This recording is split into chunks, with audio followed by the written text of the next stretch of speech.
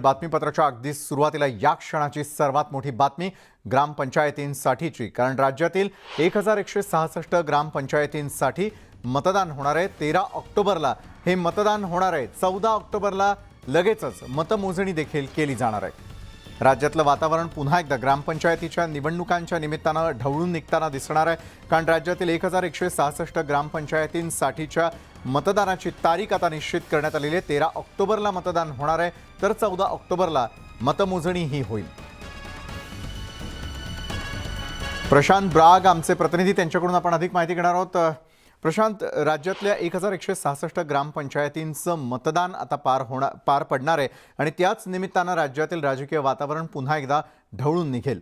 प्रशांत, नक्कीच, कारण गावकुसातलं राजकारण जे असतं तेच सगळ्यात महत्वाचं असतं। आणखी गावकुसामध्ये पक्ष मजबूत करण्यासाठी ग्रामपंचायत निवडणूक सगळ्यात महत्वाची। खरं तर याचा दुसरा कार्यक्रम आज जाहीर झाला।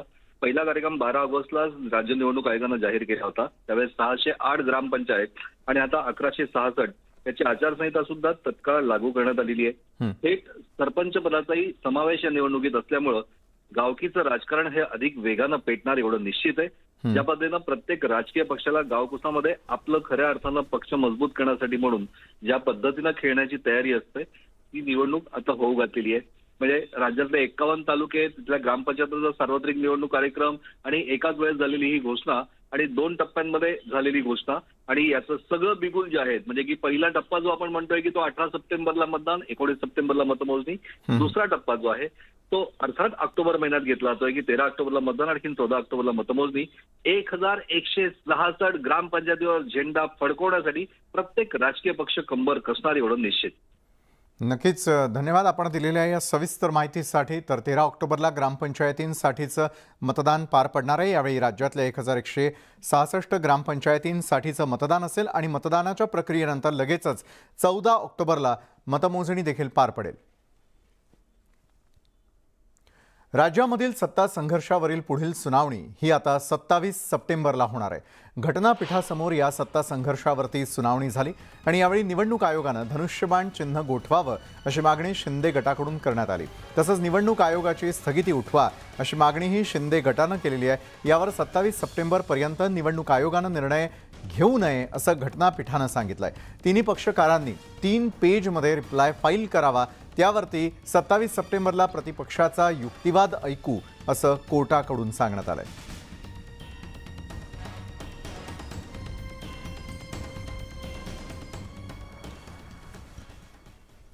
तर सत्ता संघर्षाचा प्रश्न हा आता अखेर कोर्टात आहे आणि कोर्टात याच निमित्तानं काय झालं यावर एक नजर टाकूयात। निवडणूक आयोगानं धनुष्यबाण चिन्ह गोठवावं असं शिंदे गटाचं म्हणणं होतं, तर निवडणूक आयोगाची स्थगिती उठवा असं देखील शिंदे गट म्हणत आहे। तर चिन्हांच्या आधी आमदार अपात्रतेवरती निर्णय व्हावा असा युक्तिवाद सिंघवी यांनी केलेला आहे। सदस्यांच्या अपात्रतेबाबत 10 मिनिटं सुनावणी घेऊ असं कोर्टाचं म्हणणं आहे। तर 27 सप्टेंबरपर्यंत निवडणूक आयोगानं निर्णय घेऊ नये असं कोर्ट म्हणतंय। तर तिन्ही पक्षकारांनी 3 पेजमध्ये रिप्लाय फाईल करावा अशी आता थेट मागणी कोर्टानंही केलेली आहे। तर 27 सप्टेंबरला प्रतिपक्षाचा युक्तिवाद ऐकू असं कोर्टानं म्हटलं।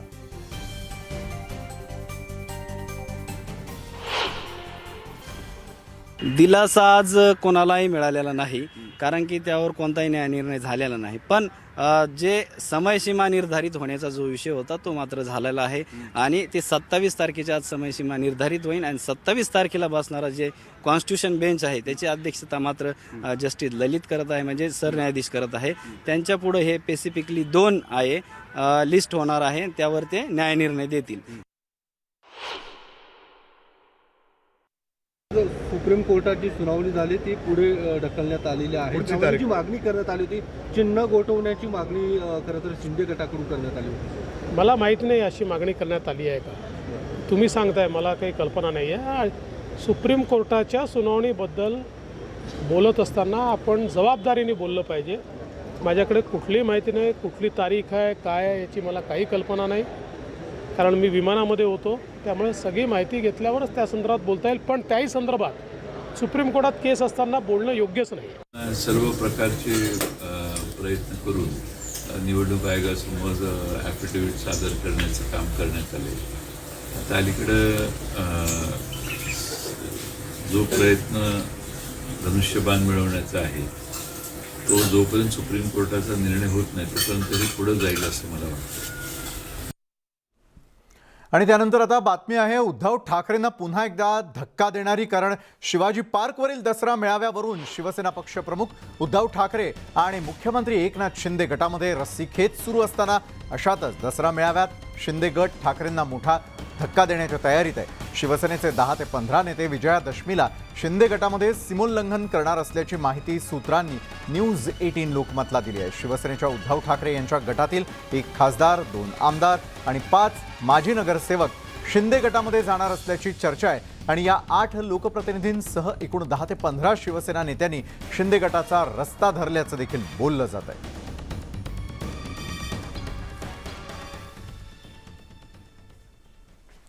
शिवसेनेच्या दसरा मेळाव्याच्या पार्श्वभूमीवर शिंदे सरकारनं शिवाजी पार्क गोठावल्याच्या चर्चा जोरात होत्या.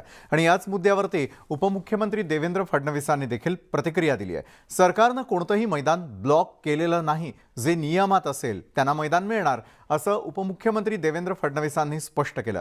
तसंच सत्ता गेल्यामुळे उद्धव ठाकरे निराश झाल्याचीही टीका त्यांनी केली. सत्ता संघर्षावरती कोर्टात याचिका सुरू असल्यानं त्यावरती प्रतिक्रिया देणं फडणवीसांनी टाळलंय. दसरा मेळाव्यासाठी सगळे मैदान ब्लॉक केलेले आहे सरकारच्या वतीने. महानगरपालिका, मुंबई महानगरपालिका सरकारने कुठलंही मैदान ब्लॉक केलेलं नाही. नियमात जे असतील त्यांना मैदानं मिळतील. सत्ता गेल्यामुळे जी निराशा त्यांना आलेली आहे त्या निराशेतनं ते बोलतायत. त्यामुळे अशा निराश लोकांवर फार कमेंट द्यायची नसते. सत्ता गेल्यामुळे जी निराशा त्यांना आलेली आहे त्या निराशेतनं ते बोलतायत. त्यामुळे अशा निराश लोकांवर फार कमेंट द्यायची नसते. मुंबईमध्ये भाजप विरुद्ध ठाकरे गट असा पोस्टर वॉर सुरू झालेला आहे. भाजपचे सण उत्सव जोरात या होर्डिंग्जवरती ठाकरे गटानं त्यांचे बॅनर्स लावले.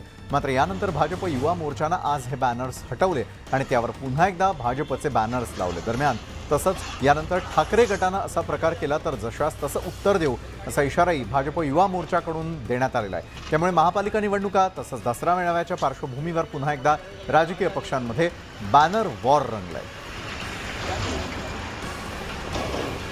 भारतीय जनता पार्टीचा नियमाने परवानगी घेऊन लावण्यात आलेले आमच्या नेत्यांचे बॅनर काढणे आणि त्यांच्या बॅनरवर बॅनर लावणे बंद करा. अन्यथा आम्ही हिंदू विरोधी नकली शिवसेनेला जसाच तसे उत्तर देऊ आणि यासाठी भारतीय जनता युवा मोर्चा मुंबई सक्षम आहे. काँग्रेसमध्ये आम्ही एकजूट असल्याचं बाळासाहेब थोरात यांनी म्हटलेलं आहे. तर भाजपचं कामच खोट्या बातम्या पसरवण्याचं आहे असंही थोरात यांनी म्हटलं. सांगलीच्या अक्कलखोपमध्ये ते बोलत होते.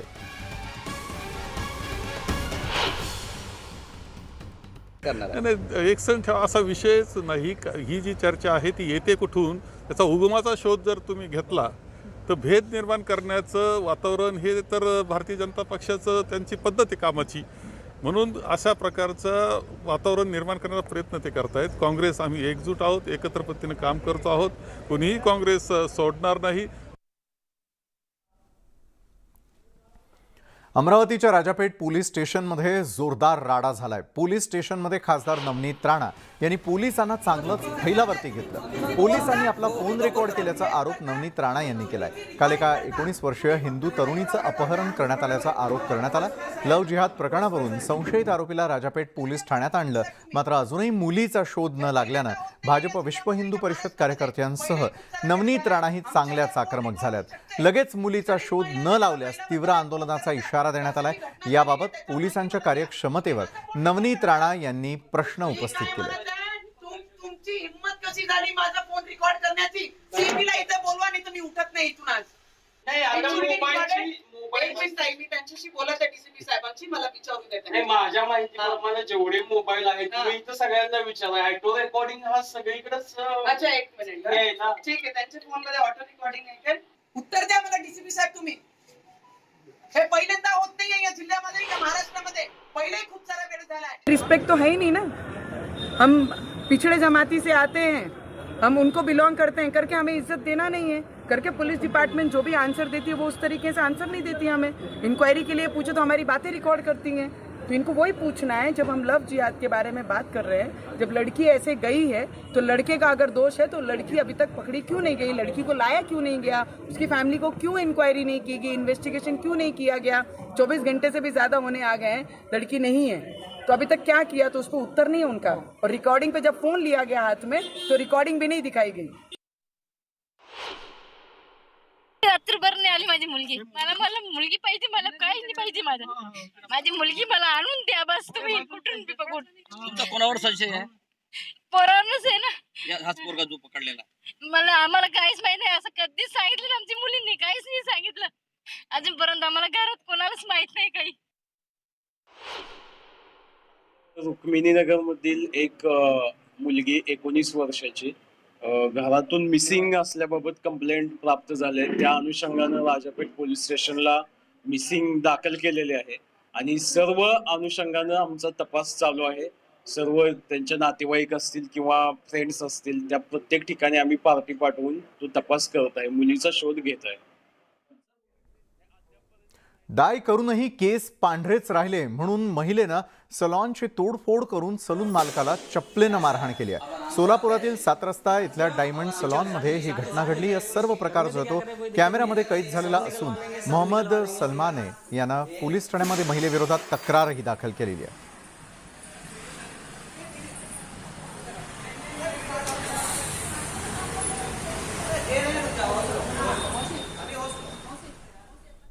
दागिने न दिल्यानं आणि घर सोडून जायला सांगितल्याच्या रागातून 20 वर्षाच्या नातवानं वडिलांच्या मदतीनं आजीचा खून केल्याचा धक्कादायक प्रकार समोर आलाय।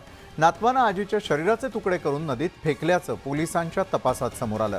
मुंढवा पोलिसांनी कसून चौकशी करत हा गुन्हा उघडकीस आणला। या प्रकरणी आरोपी नातू आणि त्याच्या पित्याला पोलिसांनी अटक केली आहे। 62 वर्षीय उषा गायकवाड असं हत्या झालेल्या आजीचं नाव असून हत्येप्रकरणी साहिल उर्फ गुड्डू गायकवाड आणि संदीप गायकवाड असं अटक केलेल्या आरोपींची नाव आहेत। सखोल तपास केल्यानंतर काही CC कॅमेऱ्याचे फुटेज आहेत की ह्यांचा कंडक्ट हा चुकीचा दिसला व त्याचबरोबर इतर शास्त्रीय उपकरण शास्त्रीय जे सायंटिफिक मदत घेऊन जास्त तपास केल्यानंतर असं दिसून आलं की सदर महिलेचा स्वतःच्या घरातील कौटुंबिक वादामधून खून करण्यात आलेला आहे आणि हा खून स्वतःचा मुलगा व नातू यांनी केलेला निष्पन्न झालं, म्हणून मर्डरचे कलम लावून या गुन्ह्यामध्ये दोन्ही आरोपींना अटक करण्यात आलेली आहे। सातारा शहरापासून अवघ्या 15 किलोमीटर अंतरावरती असलेल्या नागठाणे गावात जिलेटिन कांड्यांचा स्फोट करून ATM फोडण्यात आलं।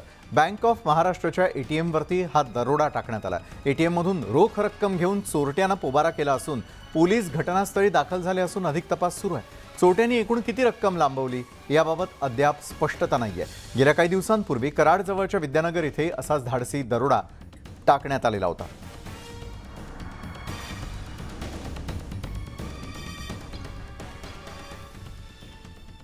तर आपल्याच कंपनीची रक्कम लुटण्याचा मित्राच्या मदतीनं बनाव करणाऱ्याला पोलिसांनी बेड्यात ठोकले आहेत। सुमित वाडेकर हा डोंबिवलीला राहणारा तरुण शेअर मार्केटमध्ये गुंतवलेल्या पैशामुळे कर्जबाजारी झालेला होता। सिद्धार्थ अँड असोसिएट्स या कंपनीमध्ये तो नोकरी करत होता आणि या कंपनीच्याच तब्बल 14 लाखांवरती डल्ला मारण्याचा कट त्यानं रचला। सुमितनं त्याचा मित्र चेतन धाबे याला सोबत घेतलं। रक्कम कार्यालयामध्ये घेऊन जाताना चेतननं सुमितच्या तोंडावर रुमाल लावला आणि पैसे घेऊन पळ काढला। आपला कुणीतरी बेशुद्ध करून पैसे लुटल्याचा बनाव सुमितनं रचला। मात्र पोलिसांना संशय आला आणि त्यांनी सुमितची कसून चौकशी केली। अखेर त्यानं आपणच हा बनाव केल्याचं मान्य केलंय। पोलिसांनी त्याचा मित्र चेतनला रोख रकमेसह 12 तासांच्या आत अटक केलेली आहे।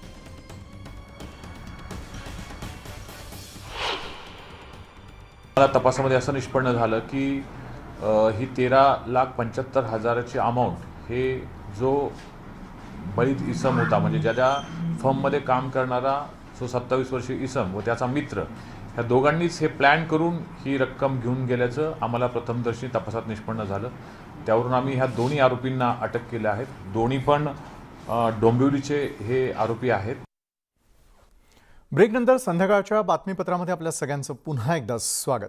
आणि आता बातम्या पाहणार आहोत त्या देखील पाऊस पाण्यासंदर्भातल्या। पेणमध्ये विजांच्या कडकडाटासह मुसळधार पावसानं हजेरी लावली आहे आणि अचानक सुरू झालेल्या पावसामुळे नागरिकांची मात्र गैरसोय झाल्याचं दिसू लागलं।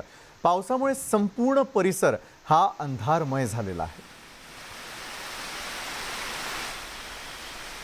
एका बाजूला गणेशोत्सवाचा काळ तर दुसरीकडे मात्र सध्या पुन्हा एकदा पावसानं दमदार हजेरी अवघ्या महाराष्ट्रभर लावलेली आहे. त्यातही आपण पेण या ठिकाणची दृश्य यावेळेला पाहतोय. ज्यावेळेला अचानकपणे अंधारून आलेल्या पावसानं हजेरी लावायला सुरुवात केली त्यावेळेला मात्र पेणमधल्या नागरिकांची चांगलीच धावाधावही झाली.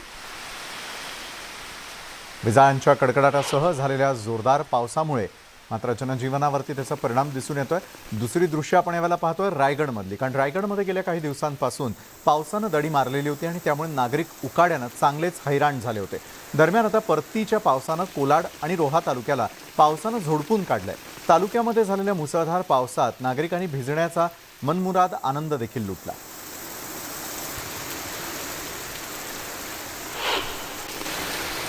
तर रत्नागिरी जिल्ह्यामध्ये दमदार पावसानं हजेरी लावली आहे. पावसाच्या आगमनानं बळीराजा चांगलाच सुखावलाय. गेले काही दिवस पावसानं दडी मारल्यानं भात पीक शेतकरी अडचणीत आलेले होते.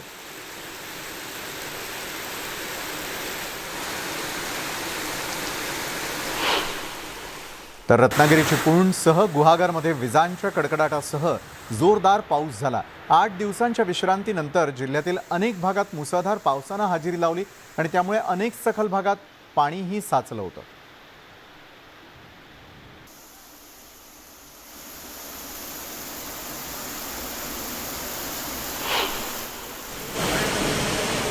रत्नागिरी जिल्ह्यामधल्या खेडमध्ये दुपारी मुसळधार पाऊस झाला आणि त्यामुळे मुंबई गोवा महामार्गावरती अनेक ठिकाणी चिखलाचं साम्राज्य पसरलं होतं आणि त्यामुळे चाकरमान्यांचा मुंबईकडील प्रवास मंदावलाय.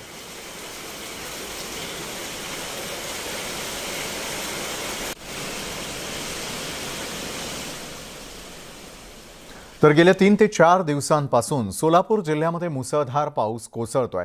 दक्षिण सोलापूर तालुक्यातील मुस्ती गावात हळणा नदीची पाणी पातळी वाढली आणि यामुळे अंत्ययात्रेसाठी गुडघाभर इतक्या पाण्यातून वाट काढण्याची वेळ या गावकऱ्यांवर आली आहे. हळणा नदीवरती पूल नसल्यामुळे गावकऱ्यांना अशा पद्धतीनं जीव धोक्यात घालावा लागतोय. तर गावातील एका मुस्लिम वृद्ध महिलेचा मृत्यू झाला. मात्र नदीवर असलेल्या पुलावरती पाणी असल्यानं दफनविधी करण्यासाठी एक दिवस वाट पाहावी लागली. पुलावरील पाणी कमी झाल्यानंतर गावकऱ्यांना जीव मुठीत घेऊन पाण्यातून अंत्ययात्रा काढावी लागली. विद्यमान आमदार सचिन कल्याण शेट्टी आणि माजी आमदार सिद्धाराम म्हेत्रे यांनी पाणी करून आश्वासन दिलं, मात्र प्रत्यक्षात पूल काही झालाच नाही असा आरोप ग्रामस्थांनी केलाय.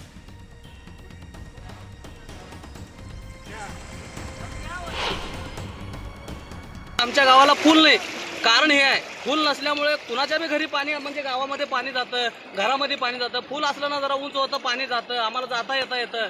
मयत आम्ही याच्यासाठीच थांबवलं सर की आमच्या गावाला पूल नाही, आमच्या गावाला तुरंत पूल व्हा. जिल्हा प्रशासनाला वारंवार आम्ही सांगत असतो, तरीसुद्धा जिल्हा प्रशासन आमच्या मुस्ती गावाकडे लक्ष देत नाही. मुंबई ठाणे नवी मुंबईमध्ये मुसळधार पाऊस कोसळतोय. मुंबईमध्ये सर्वत्र ढगाळ वातावरण निर्माण झालंय, तर ठाण्यामध्ये विजांच्या कडकडाटासह पाऊस दिसतोय. गणेश दर्शनाला आलेल्या भाविकांची मात्र त्यामुळे निश्चितच गैरसोय होताना दिसते. हे दृश्य रात्रीची नसून संध्याकाळच्या वेळचे, ज्यावेळेला पावसानं संपूर्णपणे अंधार त्या ठिकाणी पाहायला मिळत होता. त्यानंतर दमदार पावसानं देखील हजेरी लावलेली आहे. सर्वत्र असलेला काळोख आणि ऐन वेळेला भरून आलेला पाऊस त्यामुळे अनेकांची तारांबळ उडाली आहे.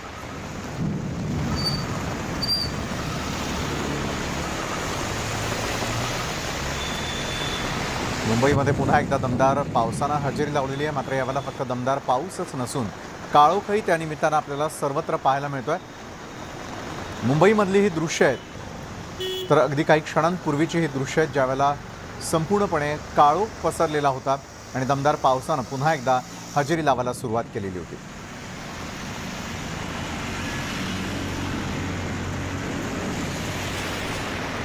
प्रणाली कापसे आमच्या प्रतिनिधी यावेळेला जोडल्या गेलेल्या आहेत. मुंबईमधली नेमकी पावसाची काय परिस्थिती आहे प्रणाली यांच्याकडून आपण जाणून घेणार आहोत.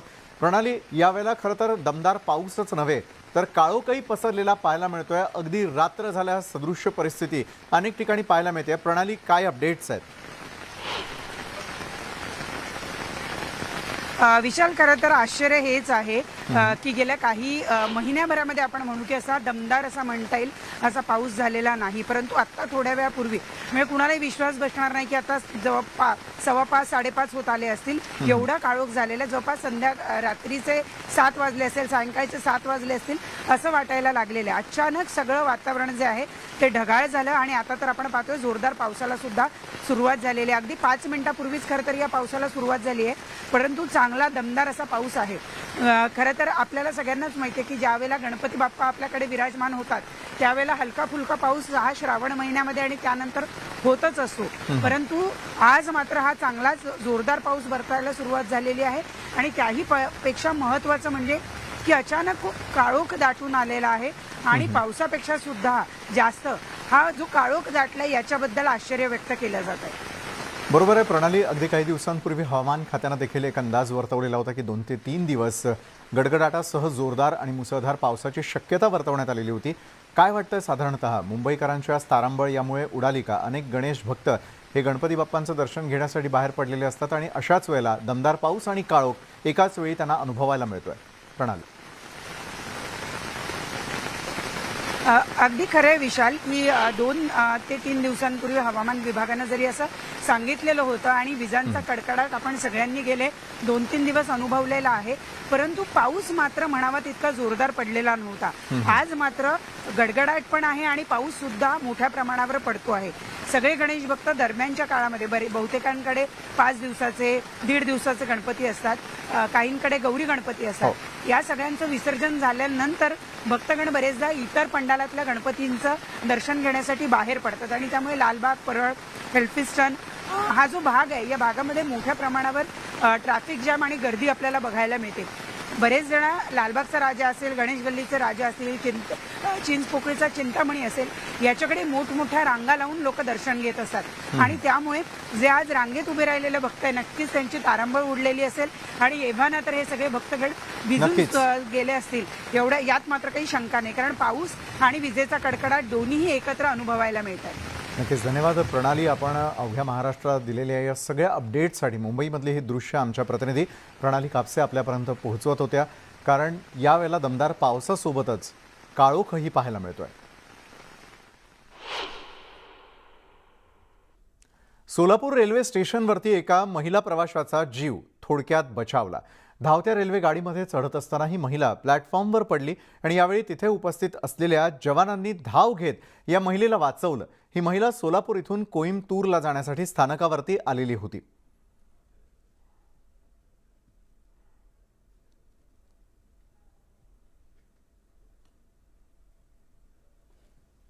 गौरी गणपती उत्सवासाठी कोकणामध्ये दाखल झालेले मुंबईकर हे सध्या परतीच्या वाटेवरती आहेत. मंगळवारी लाडक्या बाप्पा आणि गौरीला साश्रू नयनांनी भावपूर्ण निरोप दिल्यानंतर ते आपल्या कर्मभूमी अर्थात मुंबईकडे परत निघालेत, परंतु त्यांना रस्त्यात अनेक अडथळ्यांची शर्यत पार करावी लागते. पाहूयात त्यांच्या परतीच्या प्रवासातील ही विघ्न. गौरी गणपती करता कोकणात गावी गेलेले चाकरमानी पुन्हा आपल्या कर्मभूमीकडे वळतायत. मात्र गावी पोहोचताना त्यांना रस्त्यात ज्या विघ्नांना पार करत पोहोचावं लागलं तेवढीच विघ्न त्यांच्या परतीच्या प्रवासात देखील 5वीलाच पुजलेली आहेत असं म्हटलं तर वावगं ठरू नये. चाकरमान्यांच्या परतीच्या प्रवासात त्यांच्या मार्गात नेमके कोणकोणते अडथळे आहेत याचा आढावा घेतला आमच्या प्रतिनिधींनी. गौरी गणपतीच्या विसर्जनानंतर आता मुंबईकर मुंबईकडे जाण्यासाठी निघालेले आहेत. मुंबईकरांचा प्रवास सुखरूप होण्यासाठी आंबेत महाप्रळ ब्रिज जो आहे तो खुला करणे गरजेचं होतं, परंतु त्या ब्रिजची दुरुस्ती सुरू आहे, काम सुरू आहे असं सांगितलं जातं आणि त्यामुळे ब्रिज बंद असल्यामुळे मुंबईकरांना परतीचा प्रवास करताना त्यांना खेड महाड मार्गे जावं लागतंय. त्यामुळे कुठेतरी त्यांना नाहक भुर्दंडसुद्धा सहन करावा लागतोय. गेली 2 वर्ष कोरोनामुळे लागलेल्या प्रतिबंधामुळे चाकरमानी गावी गौरी गणपतीला जाऊ शकले नव्हते. मात्र यंदा सगळेच निर्बंध हटवल्यामुळे लाखोंच्या संख्येनं चाकरमानी हे आपापल्या गावी मिळेल तसे आणि मिळेल त्या मार्गाने रस्त्यातील अडथळे पार करत पोहोचले होते आणि आता गौरी विसर्जनानंतर परतीच्या मार्गावर आहेत आणि एसटी महामंडळाकडून देखील त्यांचा प्रवास सुखरूप व्हावा म्हणून अतिरिक्त बसेसची व्यवस्थाही करण्यात आली आहे. प्रवासी गर्दी वाढल्यास अतिरिक्त जादा बसेस सोडण्यात येणार आहे. तरी सर्व प्रवाशांनी ST महामंडळाच्या बसेसमधून प्रवास करून सुरक्षित आणि किफायतशीर दरात प्रवास करावा. परतीच्या प्रवाशांच्या सोयीसाठी रत्नागिरी जिल्ह्यात शेकडो खासगी बसेसची सोय करण्यात आली आहे. तसंच चाकरमान्यांसाठी प्रशासनाकडून देखील योग्य त्या सोयी सुविधांची खबरदारी घेण्यात आली आहे. तरी देखील बसेस हाऊसफुल झाल्यामुळे शेकडो प्रवाशांची गैरसोय होऊन त्यांना नाहक मनस्ताप सहन करावा लागतोय. आम्ही रात्री आलोय 8 वाजता. सकाळी आम्ही आता हे पूर्ण गाडी आमची पॅक आहे आणि सुखरूप आम्ही हे प्रवासी घेऊन जात आहे. सगळ्यांचा प्रवास सुखरूप होईल. दरवर्षी गौरी गणपतीसाठी कोकणात जाणाऱ्या चाकरमान्यांना विविध विघ्नांचा सामना करावा लागतो. जर का वेळीच सरकारनं आणि स्थानिक नेत्यांनी योग्य त्या उपाययोजना केल्या तर शेकडो चाकरमान्यांचे होणारे हाल आणि त्रास हे निश्चितच कमी होतील. मात्र त्यासाठी त्यांची इच्छाशक्ती हवी आणि बाप्पा त्यांना तशी सद्बुद्धी देव अशी तूर्त बाप्पा चरणी प्रार्थना. शिवाजी गोरेसह bureau report, news 18 Lokmat, Dapoli. त्यानंतर आता बातमी आहे दिल्लीतून. केंद्र सरकारनं ऐतिहासिक अशा राजपथाचं नाव बदललंय. नवी दिल्ली महानगरपालिकेच्या बैठकीत या प्रस्तावाला मंजुरी मिळाली. नेताजी सुभाषचंद्र बोस यांचा पुतळा ते राष्ट्रपती भवनापर्यंतच्या रस्त्याला कर्तव्य पथ असं नाव देण्यात आलेलं आहे. तसंच पंतप्रधान नरेंद्र मोदी 8 सप्टेंबर रोजी सेंट्रल विस्टा पुनर्विकास प्रकल्पाअंतर्गत विजय चौक ते इंडिया गेट या संपूर्ण मार्गाचं उद्घाटन करणार आहेत. दरवर्षी 26 जानेवारीला प्रजासत्ताक दिन संचलन याच रस्त्यावरती होत असतो. तर ब्रिटिश राजवटीच्या काळामध्ये या मार्गाचं नाव किंग्ज वे असं होतं. स्वातंत्र्यानंतर त्याचाच अनुवाद करून राजपथ असं नाव करण्यात आलेलं होतं. उस सेंट्रल विस्टा का निर्माण ही नहीं बल्कि वो प्रेरणा के रूप में हर भारतीय के मन में एक संदर्भ पैदा कर सके और आज़ादी के अमृत महोत्सव के दौरान हम सब लोग आने वाले भारत की तस्वीर अपने हाथों से निर्माण कर सके, यही हम सबकी प्रेरणा हो. और प्रधानमंत्री जी के कथा अनुसार इसका जो नाम है वो कर्तव्य पथ किया गया है. इस क्षेत्र का नाम कर्तव्य पथ करने का जो मायने है वो हर भारतीय के लिए है कि ये जो देश है, जो हमारी सबकी मातृभूमि है, उसके प्रति एक दूसरे के प्रति हम कर्तव्य बोध में बंधे रहें. ब्रेक नंतर आपण पाहताय संध्याकाळच्या बातम्या. मुख्यमंत्री एकनाथ शिंदेंनी पुण्यामधील दगडूशेठ गणपतीचं दर्शन घेतलंय.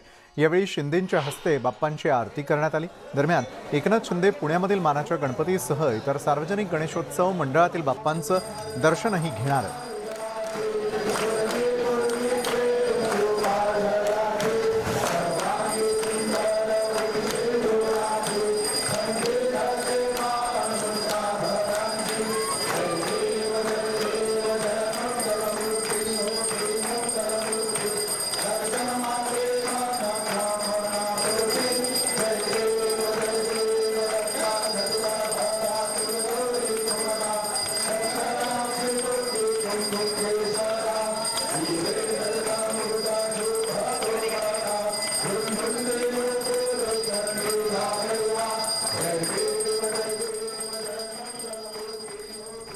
न्यूज 18 लोकमतच्या कार्यालयामध्ये विराजमान झालेल्या बाप्पांच्या दर्शनासाठी आज दिग्गजांनी हजेरी लावली. राजकीय नेत्यांसह मुंबईमधील उच्चपदस्थ अधिकाऱ्यांनी देखील बाप्पांचं दर्शन घेतलेलं आहे. राज्याचे वनमंत्री आणि भाजपचे ज्येष्ठ नेते सुधीर मुनगंटीवार यांनी रात्री न्यूज रूममध्ये विराजमान झालेल्या बाप्पांची आरती केली आणि त्याआधी उद्योगमंत्री उदय सामंत यांच्या हस्ते दुपारी बाप्पांची आरती पार पडली.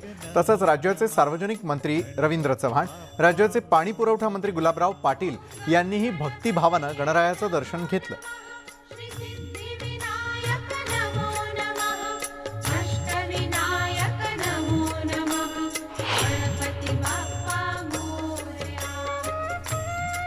तर विधान परिषदेच्या उपसभापती नीलम गोऱ्हे, विधान परिषदेचे विरोधी पक्षनेते अंबादास दानवे यांनी बाप्पांचं दर्शन घेतलं. तसंच अमरावतीच्या खासदार नवनीत राणा आणि आमदार रवी राणा या राणा दाम्पत्यानं देखील बाप्पांची आरती केली.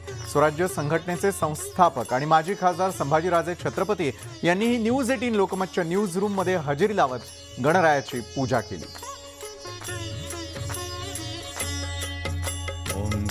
गणपतये नमो नमः, श्री सिद्धिविनायक नमो नमः, तर राजकीय नेते मंडळींप्रमाणेच मुंबईमधील उच्च पदस्थ अधिकाऱ्यांनी देखील न्यूज 18 लोकमतच्या बाप्पांचं दर्शन घेतलंय. मुंबई महापालिकेचे आयुक्त आणि अधिकाऱ्यांसह न्यूज 18 लोकमतच्या बाप्पांच्या दर्शनाला ते आले. तसंच मुंबईचे पोलीस आयुक्त विवेक फणसाळकर आणि कायदा आणि सुव्यवस्था विभागाचे सह आयुक्त विश्वास नांगरे पाटील यांनीही न्यूज 18 लोकमतच्या कार्यालयाला भेट देत बाप्पांचं मनोभावे पूजन केलं. सिद्धिविनायक नमो नमः अष्टविनायक नमो नमः गणपती बाप्पा. न्यूज 18 लोकमतच्या बाप्पांचं मुंबईचे पोलीस सह आयुक्त विश्वास नांगरे पाटील यांनी दर्शन घेतलं आणि यावेळी बोलताना पाटील यांनी सणांच्या काळामध्ये पोलीस दलावरती मोठा ताण येत असल्याचं सांगितलं. तसंच पोलिसांकडून कायदा आणि सुव्यवस्था राखण्याची जबाबदारी चोखपणे बजावली जात असल्याचंही त्यांनी सांगितलं.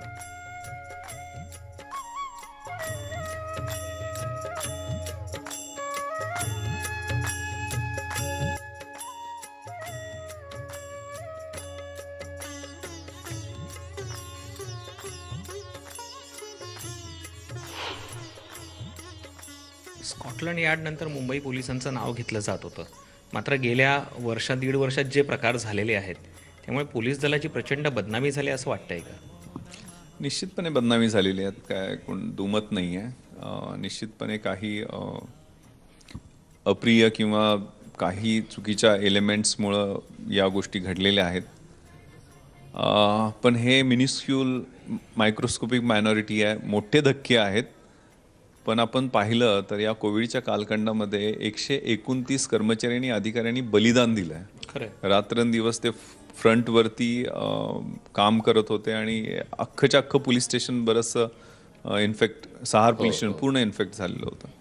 त्यामुळे दुर्दैवानं कसं असतं, हे चुकीच्या गोष्टी आमच्या एलिमेंट्स असतातच प्रत्येक ठिकाणी, त्या जास्त रिफ्लेक्ट होतात.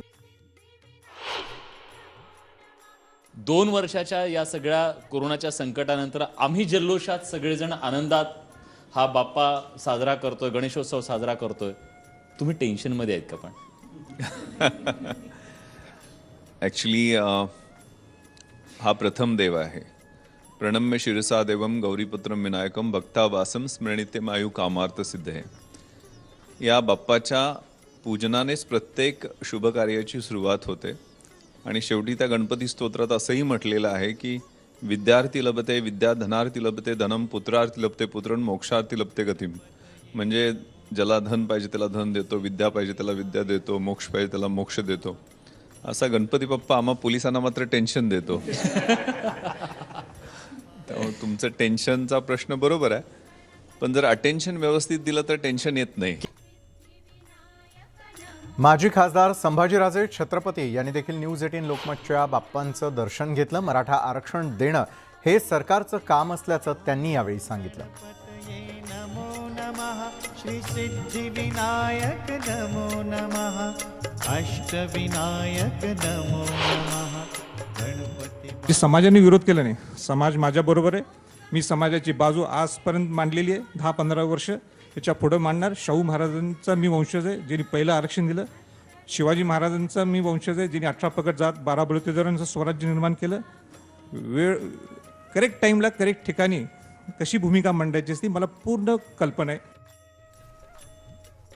गडचिरोली जिल्ह्यामध्ये यावर्षी 50पेक्षा जास्त पोलीस ठाण्यांमध्ये जवानांनी गणरायाची प्रतिष्ठापना केली. राज्य राखीव दल, जिल्हा पोलीस दल आणि त्यांचे कुटुंबीय भक्तिभावानं गणेशोत्सव साजरा करतायत.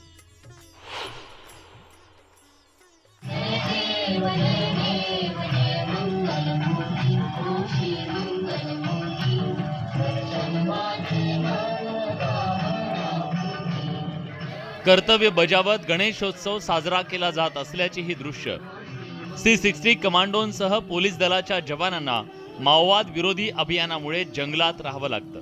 अशा बिकट परिस्थितीतही लाडक्या बाप्पाची आराधना करायला जवान विसरत नाही. महिला पोलीसही यात आनंदानं सहभागी होतात. भक्तिभावानं आणि उत्साहानं इथला गणेशोत्सव साजरा केला जातो. पोलीस पूर्ण महाराष्ट्रातील रहिवासी असलेले पोलीस अधिकारी आहेत, अंमलदार आहेत, तसेच SRPचे लोक आहेत. सगळ्यांनाच गणेशोत्सवाच्या काळामध्ये आपापल्या घरी जाता येत नाही, सुट्ट्या बंद असतात. त्याच्यामुळं आम्ही एक धार्मिक भावना राखण्याच्या दृष्टीनं प्रत्येक पोलीस स्टेशनला गणपती बसवत असतो. गडचिरोली जिल्ह्यात काही पोलीस ठाण्यांमध्ये कार्यरत जवान कुटुंबियांसोबत राहतात, तर अनेक पोलीस ठाणी अशी आहेत जिथं जवानांना एकटं राहावं लागतं. मात्र सगळ्यांच्या सोबतीमुळे त्यांना कुटुंबियांची कमतरता भासत नाही. गणेशाची स्थापना झालेली आहे आणि आनंदाचे दिवस चालू झाले आहेत. अगदी बंदोबस्त चोखपणे पार पाडला जात आहे. नक्षल अभियान असेल, गावातील गणपती बंदोबस्त असेल, व्यवस्थित पार पाडला जात आहे. आणि यावर्षी अतिशय प्राणहिता नदी आणि गोदावरी नदीला महापूर आला होता. बऱ्याच लोकांवर, शेतकऱ्यांवर संकट आलं, पिकं त्यांची उद्ध्वस्त झाली, काही घरं पाण्यामध्ये होती. तर गणरायाच्या चरणी एकच माझी प्रार्थना आहे की त्यांना या संकटातून लवकरात लवकर बाहेर काढा. सर्व पोलीस ठाण्यात सांस्कृतिक कार्यक्रमही आयोजित करण्यात आले. गडचिरोली जिल्ह्यातही गणेशोत्सव तेवढ्याच उत्साहात साजरा केला जात आहे. महत्त्वाचं म्हणजे गडचिरोली जिल्ह्यात पोलीस विभाग माओवाद्यांच्या विरोधात लढत आहे. पोलिसांचं माओवादी चळवळ रोखण्याचं मोठं आव्हान असताना त्यासोबतच गणेशोत्सवामध्ये बंदोबस्त आणि स्वतः गणेशोत्सव साजरा करणे. या ठिकाणी आपण बघू शकतो, हा गडचिरोली जिल्ह्यातला शेवटचं टोक असलेल्या सिरोंचा पोलीस ठाण्यामध्ये पोलीस विभागाकडून गणेशोत्सव या ठिकाणी साजरा केला जात आहे. कायदा सुव्यवस्था राखत असतानाच गणेशोत्सवामुळे काही काळ का होईना पण जवानांना लाडक्या बाप्पाची आराधना करता येते. तसंच या माध्यमातून बंधुभाव सुद्धा जोपासला जातो. महेश तिवारी, न्यूज 18 लोकमत, गडचिरोली. ब्रेकनंतर आपण पाहताय संध्याकाळच्या बातम्या. तुम्ही जर रस्त्यावरच्या स्टॉलवर, हॉटेलमध्ये सतत बाहेर काही खात असाल तर ही बातमी तुमच्यासाठी आहे. कारण सणासुदीला मिठाई खरेदी करत असाल तर सावधान, कारण गणेशोत्सवात मागणी वाढल्यानं काही ठिकाणी भेसळयुक्त मिठाई आणि पदार्थ तयार होत असल्याचं समोर येत आहे. पण अन्न व औषध प्रशासनाच्या अखत्यारीत येणाऱ्या बेकायदा गोष्टींवर कारवाई होणं अपेक्षित असताना FDA मात्र किरकोळ जुजबी कारवाया करण्यात धन्यता मानताना दिसतंय.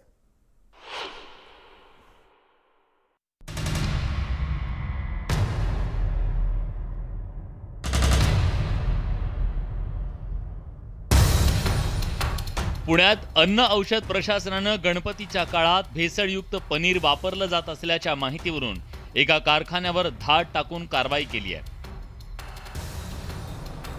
नाही म्हणायला अन्न व औषध प्रशासनानं नावाला महिनाभरात 3 कारवाया केल्या, पण प्रत्यक्षात शहरातल्या तब्बल 22,000 स्टॉल, हॉटेल्समध्ये कितीतरी अधिक प्रमाणात भेसळयुक्त पदार्थ वापरले जातात. सध्या सणासुदीच्या काळात तर पनीर, खाद्यतेल यात मोठी भेसळ होतीये. मात्र यावर वचक बसवण्यात FDA सबशेल अपयशी ठरत असल्याचं दिसतंय. काल आम्हाला एक अशी माहिती मिळाली की माजरी येथे RS डेअरी फार्म या ठिकाणी तेलापासून पनीर तयार केलं जातं. मग आमच्या कार्यालयाचे अन्न सुरक्षा अधिकारी श्री शिंदे साहेब, जगताप मॅडम आणि कोकणे साहेब, सहाय्यक आयुक्तांना यांनी सदर ठिकाणी भेट दिली.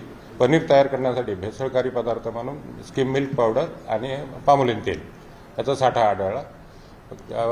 श्री शिंदे यांनी तिन्ही पदार्थाचे पनीरचा, तेल आणि SMP यांचे नमुने घेऊन उर्वरित साठा जप्त केलेला आहे. अन्न व औषध प्रशासन विभागाकडे 43 अधिकाऱ्यांची आवश्यकता आहे. प्रत्यक्षात केवळ 12 अधिकारी आहेत. म्हणजे 43 पैकी तब्बल 31 पदं रिक्त आहेत. त्यात शासकीय अधिकारी, मंत्र्यांचे दौरे, कार्यक्रम यात मनुष्यबळ अडकून पडतं. त्यामुळे प्रत्यक्षात फील्डवर काम करण्यासाठी मनुष्यबळ उरत नसल्यानं कारवाई कशी करायची असा प्रतिप्रश्न सहआयुक्त विचारतायत. जनतेने खरेदी करताना परवानाधारक किंवा नोंदणीधारक आस्थापनेकडूनच खरेदी करावी, आपल्या नेहमीच्या दुकानदाराकडून. आणि कोणत्याही अन्नपदार्थाबद्दल शंका आल्यास प्रशासनाचा टोल फ्री क्रमांक 1800-222-365 वर संपर्क साधून माहिती द्यावी.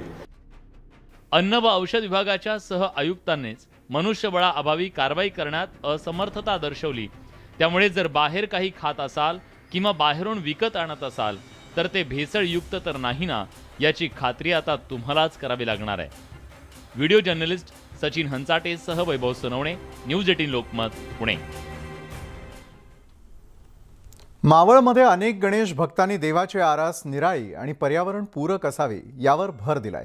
देहूमधील हगवणे कुटुंबियांनी जेवणामधील पत्रावळी आणि द्रोण याचा सुरेख मिलाफ करून पत्रावळी देखावा केलेला आहे. या सजावटीसाठी 2000 ड्रोन तर 500 पत्रावळींचा वापर करण्यात आलेला आहे. अनेकदा सजावटीचं साहित्य नदीत सोडलं जातं आणि त्यामुळे पाण्यात प्रदूषण वाढतं. परंतु पानांच्या पत्रावळी परसबागेमध्ये किंवा शेतात कुजवून खताची निर्मिती होते. फक्त 1000 रुपयामध्ये हा देखावा शेतकरी कुटुंबानं साकारलाय.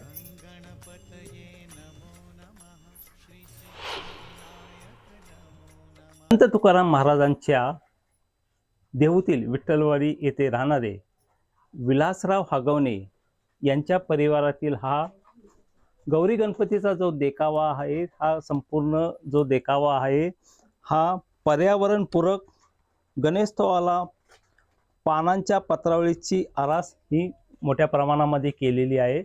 आपण जर पाहायला गेलं तर या संपूर्ण कुटुंबाने एकत्रित येत तब्बल 8 ते 10 दिवसाच्या अथक परिश्रमानंतर हा सुंदर असा देखावा केलेला आहे पत्रावळीचा. आणि त्यामुळे ह्या संपूर्ण देहू परिसरातील अनेक नागरिक आणि शेतकरी येथे हा येऊन संपूर्ण हा जो देखावा पाहत आहेत. कारण कालच माहेरवाशीन गौरीचं आगमन झालेलं आहे, त्यामुळे येथील महिलाही गेल्या 1 महिन्यापासून ही संपूर्ण तयारी करत होते. परंतु आता कुठंतरी ह्या गौरीच्या येण्याच्या आनंदामुळे ह्या संपूर्ण महिला आपल्याला दिसत आहेत कशा पद्धतीने यांनी जे तयार केलेले जे खाद्यपदार्थ आहेत ते इथं मांडत आहेत. अनेक मनोभावांनी यांनी गौरी गणपतीचं स्वागत केलेलं आहे. मनमाड शहरामध्ये गणेशोत्सव दणक्यामध्ये साजरा होतोय. प्राचीन मानल्या जाणाऱ्या श्री नीलमणी गणेश मंदिरात सत्यविनायक महापूजा बांधण्यात आली आणि 56 महाभोग अर्पण करण्यात आले. यावेळी भाविकांनी पूजेसाठी मोठी गर्दी केलेली होती.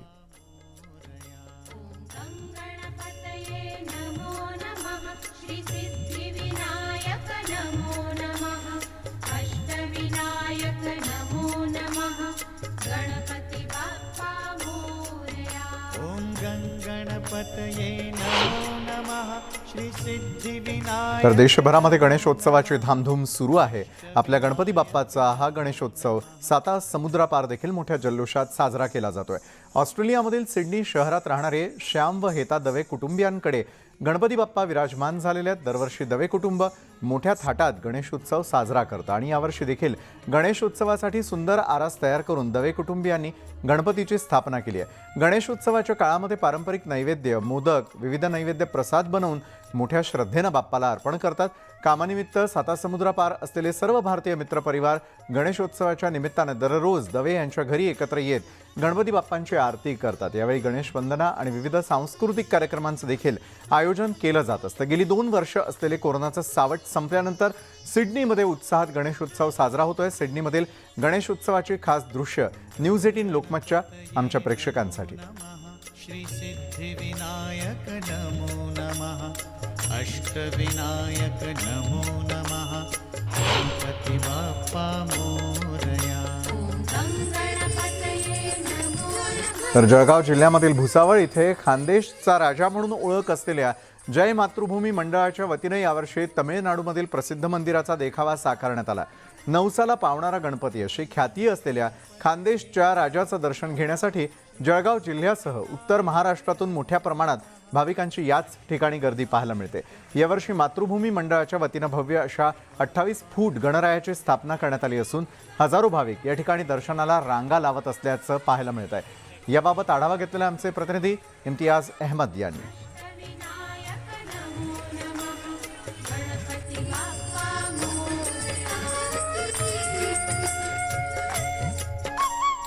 तर चंद्रपूर शहरामध्ये गणेशोत्सवाची जोरदार धूम सुरू आहे. नागपूर मार्गावरील सार्वजनिक बांधकाम विभाग कार्यालया शेजारील सार्वजनिक गणेश मंडळानं यंदा केदारनाथ मंदिराची प्रतिकृती साकारली आहे. 4 धाम यात्रेपैकी प्रमुख स्थान असलेल्या मनोहरी केदारनाथ मंदिराची प्रतिकृती गणेश भक्तांना आकर्षित करते. याआधी या गणेश मंडळानं सियाचीनची युद्धभूमी साकारलेली होती. गणपतये नमो नमः, श्री सिद्धिविनायक नमः. उत्तराखंड इथल्या केदारनाथ मंदिरची प्रतिकृती सादर केली आहे. यासाठी आमच्या कार्यकर्त्यांनी गेल्या दीड महिन्यापासून अथक परिश्रम करून हे मंदिर स्वतः आपल्या मेहनतीने साकारलं आहे. आणि हे असे देखावे आम्ही याच्या आधी पण कोरोना काळ असल्यामुळे 2 वर्ष काही करता नाही आलं, पण याच्या आधी आम्ही सियाचीन हे अतिशय एकदम डिफिकल्ट असलेली युद्धभूमी आम्ही साकारली होती. तर या होत्या या क्षणापर्यंतच्या अतिशय महत्त्वाच्या बातम्या. संध्याकाळच्या बातमीपत्रामध्ये वेळ झाली इथंच थांबण्याची. ताज्या घडामोडींसाठी पाहायला विसरू नका न्यूज 18 लोकमत.